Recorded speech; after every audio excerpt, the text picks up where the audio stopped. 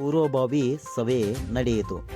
ಚಿಕ್ಕೋಡಿ ಲೋಕಸಭಾ ಮತಕ್ಷೇತ್ರದ ಸಾರ್ವತ್ರಿಕ ಚುನಾವಣೆ 2024ರ ಕಾಂಗ್ರೆಸ್ ಪಕ್ಷದ ಅಧಿಕೃತ ಅಭ್ಯರ್ಥಿ ಕುಮಾರಿ ಪ್ರಿಯಾಂಕಾ ಸತೀಶ್ ಜಾರಕಿಹೊಳಿ ಅವರ ಪರವಾಗಿ ಅಥಣಿ ಮತಕ್ಷೇತ್ರದ ಅಥಣಿ ಮತ್ತು ತೆಲಸಂಗ್ ಬ್ಲಾಕ್ ಕಾಂಗ್ರೆಸ್ ಕಮಿಟಿಯ ಕಾರ್ಯಕರ್ತರ ಪೂರ್ವಭಾವಿ ಸಭೆಯ ಶಿವನಗಿ ಸಾಂಸ್ಕೃತಿಕ ಭವನ ಅಥಣಿಯಲ್ಲಿ ನಡೆಯಿತು.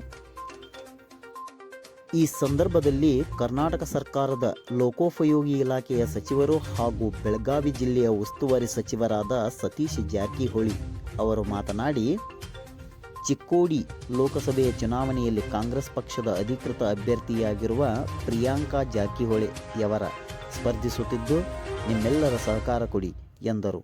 ಹಾಗೂ ಕಾಂಗ್ರೆಸ್ ಪಕ್ಷ ನುಡಿದಂತೆ ನಡೆದ ಏಕೈಕ ಪಕ್ಷ. ವಿಧಾನಸಭೆ ಚುನಾವಣೆಯಲ್ಲಿ ಪಂಚ ಗ್ಯಾರಂಟಿಗಳನ್ನು ಅನುಷ್ಠಾನಗೊಳಿಸಿ ಜನರ ಜೀವನ ಮಟ್ಟವನ್ನು ಸುಧಾರಿಸಿದೆ. ಅದರಂತೆ ಕೇಂದ್ರದಲ್ಲಿ ಕಾಂಗ್ರೆಸ್ ಪಕ್ಷ ಅಧಿಕಾರಕ್ಕೆ ಬಂದರೆ ಇಲ್ಲಿನ ಗೃಹಲಕ್ಷ್ಮಿ ಯೋಜನೆಯಂತೆ ಮಹಿಳೆಯರಿಗೆ ಮಹಾಲಕ್ಷ್ಮಿ ಯೋಜನೆಯನ್ನು ಪ್ರಾರಂಭಿಸಿ ಮಹಿಳೆಯರಿಗೆ ಪ್ರತಿ ವರ್ಷ 1 ಲಕ್ಷ ರೂಪಾಯಿಗಳನ್ನು ಆರ್ಥಿಕ ಸಹಾಯ ನೀಡಲಿದೆ ಮತ್ತು ರೈತರ ಬೆಳೆದ ಬೆಳೆಗೆ MSP ಘೋಷಣೆ ಸೇರಿದಂತೆ ಸಾಲ ಮನ್ನಾ ಮಾಡಲಿದೆ ಹಾಗೂ ಭಾರತ ಅಭಿವೃದ್ಧಿಗೆ ಕಾಂಗ್ರೆಸ್ ಪಕ್ಷವನ್ನು ಬೆಂಬಲಿಸಬೇಕು ಎಂದರು.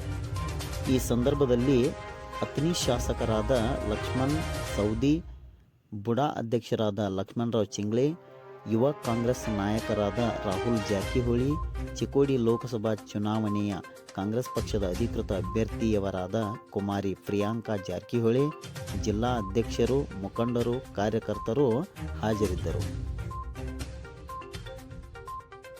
ವರದಿ ರಮೇಶ್ ಕಾಂಬಳೆ.